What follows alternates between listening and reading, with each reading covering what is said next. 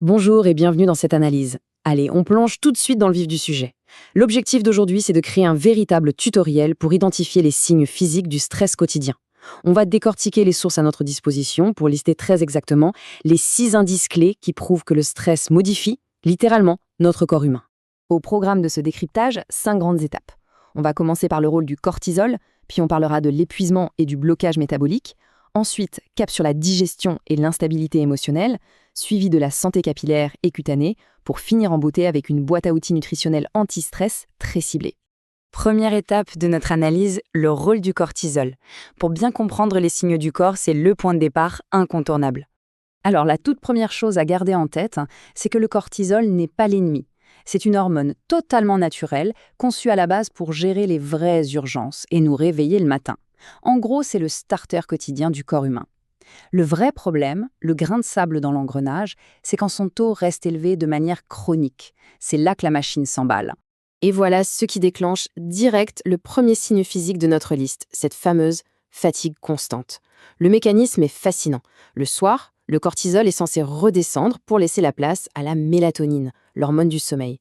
Sauf que, sous un stress continu, le cortisol fait barrage. Résultat, un sommeil complètement haché. Le moindre bruit dans la rue prend des proportions énormes, le cerveau reste en alerte et le repos devient mission impossible. Ce qui nous mène logiquement à notre deuxième point, l'épuisement et le blocage métabolique. Imaginons la scène. L'organisme, bombardé de stress, se persuade qu'il est en danger de mort imminent et durable. Donc au lieu de brûler joyeusement son énergie, le métabolisme panique et bascule en mode survie extrême. Son nouveau réflexe, rediriger les calories et les stocker massivement sous forme de graisse. C'est une réaction archaïque mais redoutablement tenace. D'ailleurs, la logique derrière l'emplacement de cette graisse est absolument dingue. Pourquoi vient-elle se loger exactement sur le ventre?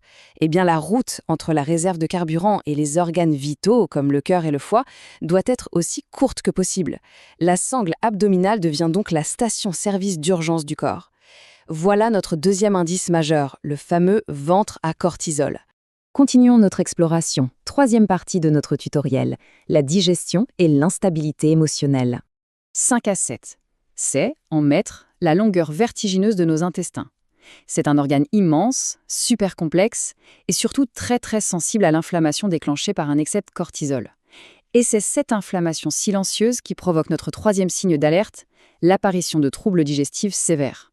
Pour bien visualiser, prenons l'image d'un climat. Les bonnes bactéries de notre flore intestinale adorent vivre dans un environnement tempéré, disons métaphoriquement autour de 18 degrés. Sauf que le stress enflamme littéralement tout ça. L'intestin se transforme en une fournaise invivable, une sorte de désert à 48 degrés. Pas étonnant que la digestion devienne complètement chaotique, engendrant ballonnement et inconfort. On arrive au 4e signe, et celui-là touche directement l'humeur. De la même façon que le cortisol bloquait la mélatonine pour le sommeil, il va carrément étouffer la production des hormones liées au bonheur. La conséquence directe, une instabilité émotionnelle assez spectaculaire. L'humeur peut osciller brutalement du rire à l'irritabilité en une fraction de seconde, sans aucune raison apparente. Une vraie montagne russe. 4e grande étape de ce décryptage, la santé capillaire et cutanée. Voyons ce qui se passe à la surface du corps. Comment l'organisme gère-t-il cette fuite d'énergie permanente? Eh bien, il doit faire des coupes budgétaires. Le cuir chevelu, qui demande énormément d'énergie pour entretenir les cheveux, se voit couper les vivres. Les nutriments sont redirigés vers l'effort de guerre contre le stress. Résultat des courses, les cheveux s'affinent et finissent par tomber. C'est notre 5e indice physique. Pour comprendre le 6e et dernier signe, il faut savoir que la peau n'est pas qu'une simple enveloppe. Elle fait partie des 5 grands filtres protecteurs de l'organisme. Son boulot, c'est de produire un petit bouclier, le sébum, pour repousser les agressions extérieures comme la pollution. Jusque-là, tout va bien. Mais avec un cortisol au plafond en permanence, la peau interprète ça comme une attaque imminente.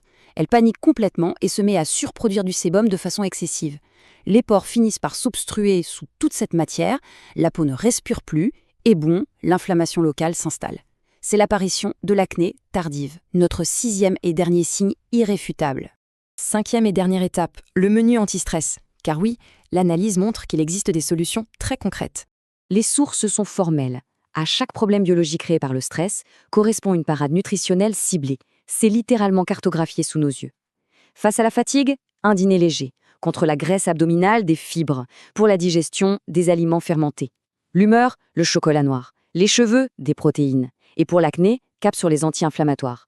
On répond à la biologie par la biologie. Adopter ces aliments, c'est se forger une véritable armure de l'intérieur.